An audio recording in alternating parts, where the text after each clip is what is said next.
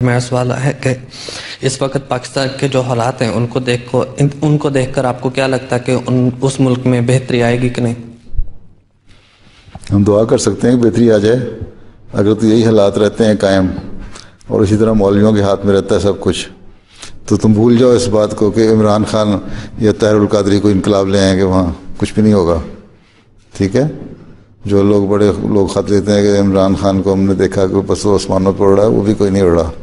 ہیں یہ سب باتیں ہیں. اللہ تعالیٰ نے جو بہتری لانی ہوگی تو احمدیوں کی دعاؤں سے آئیں گی، اور احمدی کس حد تک دعائیں کرتے ہیں یہ تم لوگوں کو ڈیپینڈ کرتا ہے.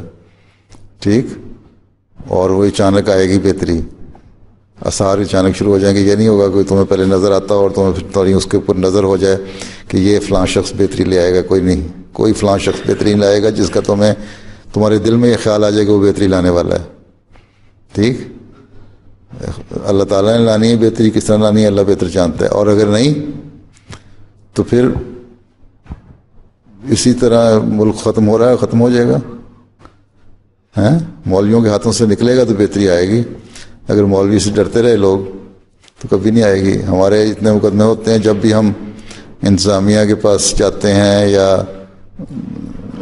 افسروں کو کہتے ہیں کہ یہ مولوی ہیں، تو کہتے ہیں جی ہم ان کے خلاف کچھ نہیں کر سکتے، ہمارے ہاتھ بندھے ہوئے ہیں، اس وقت ہمارے اوپر مولوی قابض ہو گئے ہیں.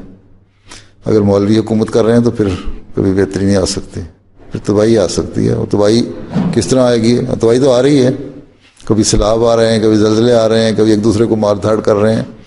سمجھتے نہیں نا. پھر بھی ہر ایک یہی کہتا ہے کہ وہ اب اس کے باوجود کہ سب کچھ ہو رہا ہے، ایک دوسرے کو مار دھاڑ کر رہے ہیں. جلسہ ہوتا ہے ختم نبوت کا، تو وہاں ایک مولانا منظور چنوٹی کا ایک کال تھا، اس کو بڑا بینر بنا کے نا، ہم تو لگاتے ہیں نا بینر لو فار آل ہیٹڈ فار نن کا، تو اس نے بڑا بینر بنا کے لگایا ہوا ہے کہ اگر سمندر میں دو مچھلیاں لڑ رہی ہوں نا تو سمجھ لو کہ یہ قادیانیوں کی سازش ہے. تو یہ ان کا حال ہے. تو بہتری کہاں سے آنی ہے؟